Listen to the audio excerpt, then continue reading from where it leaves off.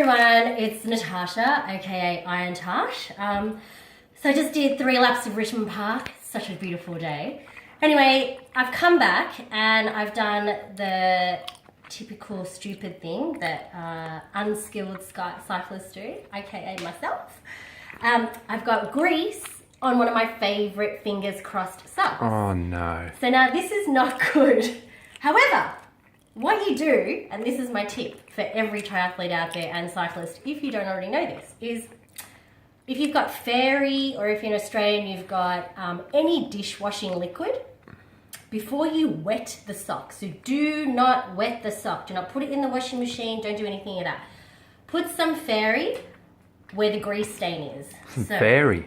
I'm going to put some Fairy, just a little bit, and then what you do is you just massage it in. Yeah? Just massage it in. Massage, massage, massage. I could do it for massage. Travis, be quiet. Anyway, so you put some of the Fairy in and you massage it in, and then you wait a few minutes, or not even a few minutes, but you just let it sit there, and then you put it in the washing machine. And then when it comes out, it should be, the grease should be gone.